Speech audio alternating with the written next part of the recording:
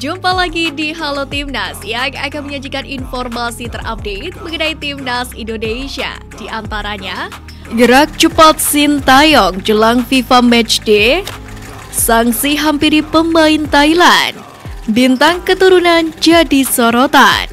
Simak berita selengkapnya hanya di Halo Timnas.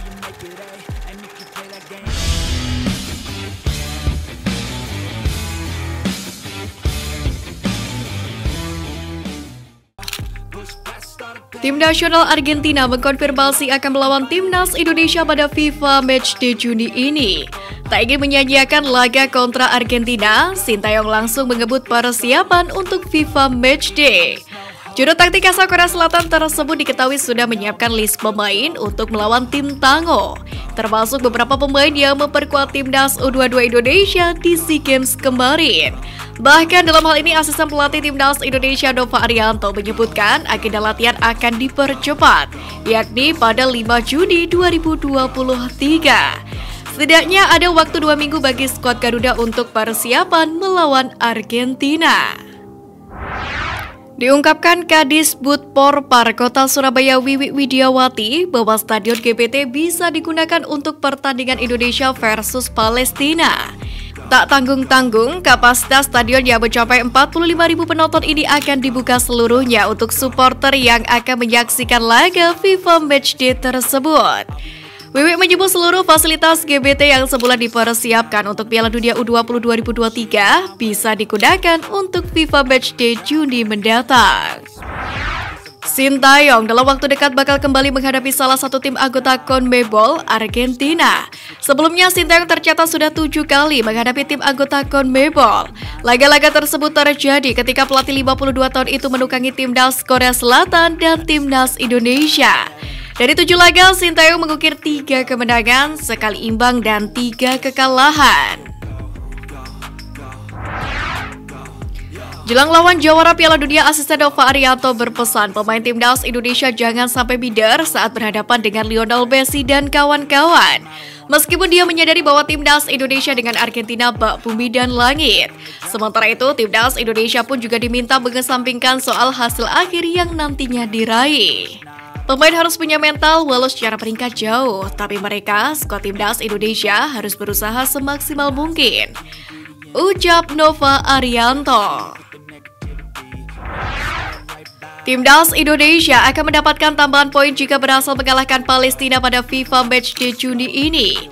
Melansir dari footballranking.com, jika Timnas Indonesia menang atas Palestina maka akan mendapatkan tambahan 3,23 poin.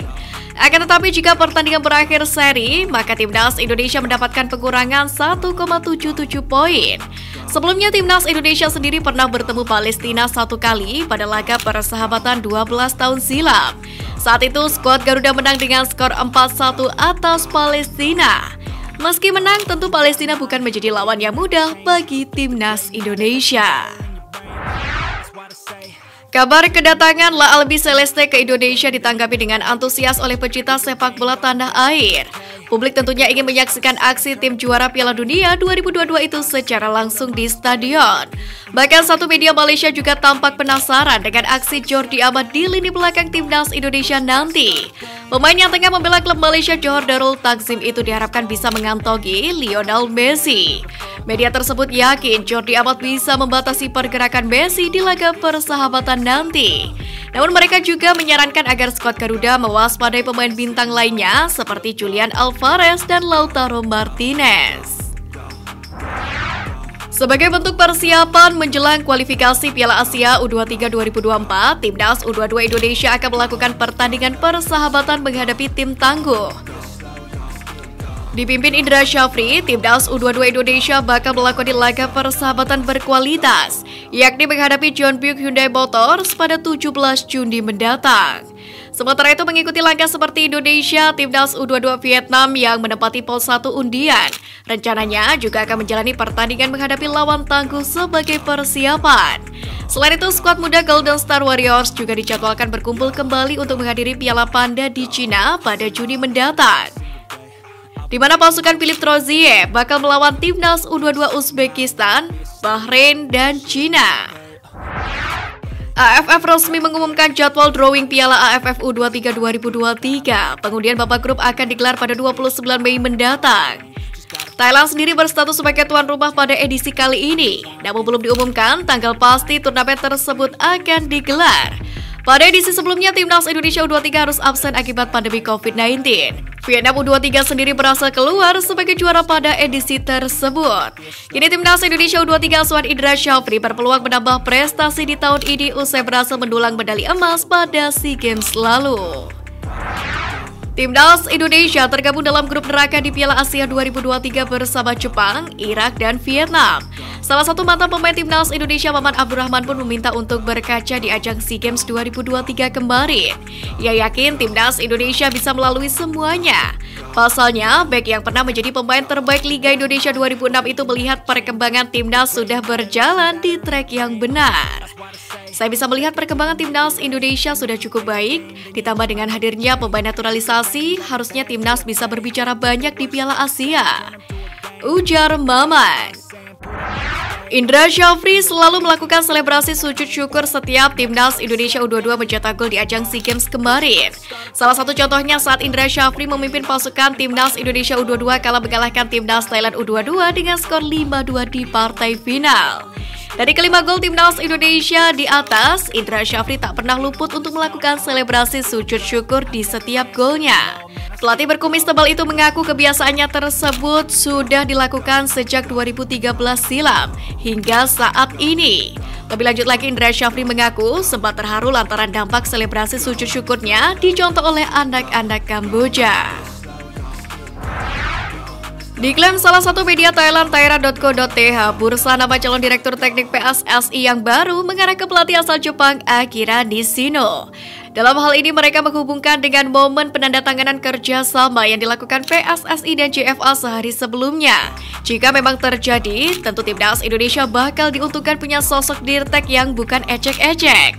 Sebab pelatih berusia 68 tahun ini memiliki pengalaman mentereng. Sama seperti Sintayong, Akira merupakan pelatih yang pernah membawa timnya menuju Piala Dunia 2018 lalu.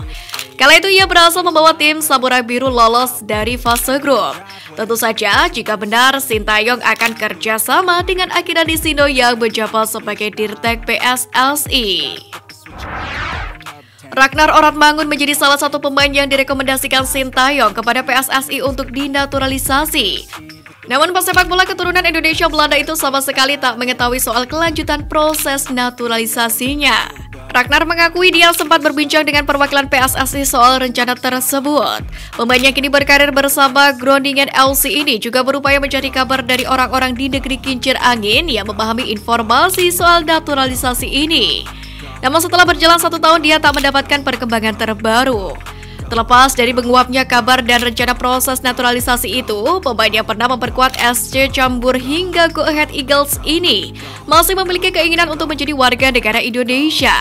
Sebab seandainya proses naturalisasi ini kembali dilanjutkan, Ragnar masih bersedia untuk menjalani proses naturalisasi agar bisa memperkuat Timnas Indonesia suatu saat nanti. Asosiasi Sepak Bola Thailand atau FA membuat keputusan tegas soal Timnas Thailand U22 yang ricuh pada final SEA Games lalu melawan Timnas Indonesia. Setelah membentuk panitia penyelidikan, Asosiasi Sepak Bola Thailand memutuskan untuk menghukum 2 pemainnya, yakni Sopanwit Rakyat dan Tera Park. FA Thailand memberikan hukumannya lebih ringan kepada 2 pemain itu karena mereka masih di bawah umur 22 tahun. Selain kedua pemain tersebut, pelatih, kiper, dan 2 staf yang terlibat dalam insiden itu dicopot dari jabatannya selama 1 tahun.